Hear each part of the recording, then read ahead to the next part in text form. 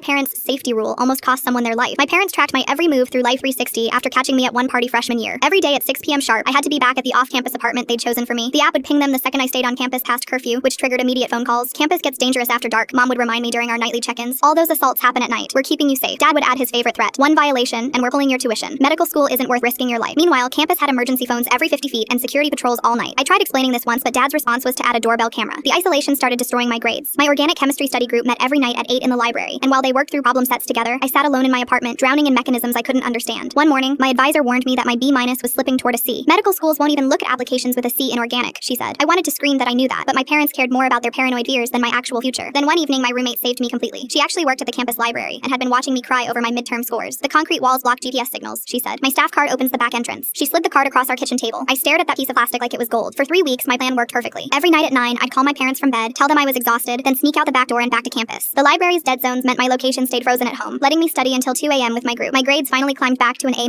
This became routine until one Thursday night destroyed everything. I was quietly reviewing mechanisms alone on the 3rd floor when I heard muffled screaming from the women's bathroom. My first thought was someone being attacked, so I grabbed my phone, ready to call security. But when I pushed open the door, I found something worse. A girl was writhing on the tiles, white foam bubbling from her purple lips, an empty prescription bottle spinning away from her convulsing hand. Every first aid class I'd taken flooded back. Airway, breathing, circulation. My hands shook as I dropped beside her. She wasn't breathing right. Gurgling sounds meant she was choking on vomit, so I rolled her onto her side, sweeping my fingers through her mouth to clear it. But I didn't know what else to do. My hands fumbled with my phone, turning off airplane mode, and ran to the nearest window. I called my parents, panicking, needing someone to tell me what to do next. Marisa, why does it show you on campus? Mom's voice could have shattered glass. Get home now. Mom, there's a girl here who's overdosing. I don't know what to. I don't care. Your father's calling the registrar first thing tomorrow. You're done. Done. Get home before we call the police. The girl's lips were turning darker blue. Her breathing sounded like drowning. They kept screaming about tuition and consequences while someone was dying in front of me. I threw my phone against the wall in rage and ran back to her. Then I saw the emergency phone on the bathroom wall. I knew it would log my student ID and 4 years of pre-med would be gone, but the girl's breathing slowed down. I lunged towards it. 3rd floor bathroom, library east wing, female, approximately 18, probable overdose. The dispatcher kept me on the line while I tilted her head back, checking her pulse. Weak but present. I gave rescue breaths between her shallow attempts, watching her chest rise and fall. The EMTs burst in after the longest 4 minutes of my life. They took over with practiced efficiency while I stumbled back, legs shaking. Security arrived next, taking my statement. Yes, I was here after hours. No, I wasn't supposed to be. The girl's student ID said Jackie MacArthur. They loaded her onto a gurney and I followed to the hospital. My shattered phone abandoned on the bathroom floor. Caitlin's parents arrived within an hour, both in designer clothes despite being 2 a.m. Her mother collapsed when the doctor explained their daughter had overdosed on anxiety medication. Without that girl's intervention, she wouldn't have made it, the doctor said clearly, pointing at me. Her father grabbed my hands, this stranger covered in his daughter's vomit, and sobbed his thanks. Only when he said his name did I recognize him, MacArthur, as in the MacArthur Medical Building, the university's biggest donor. By sunrise, my parents had arrived at campus, ready to pack my things. The registrar had confirmed I'd violated curfew, and they'd already withdrawn next semester's tuition. I met them in the dean's office, where they'd demanded a meeting to formally withdraw me. But inside, Jackie's parents waited with the dean. Mr. MacArthur stood when we entered. Your daughter saved Jackie's life. My mother's prepared speech died in her throat as he explained everything in brutal detail. And then he said, I've already paid her tuition through medical school. My parents sat frozen as the dean added simply, your safety rule nearly cost a student her life. They never mentioned my curfew again.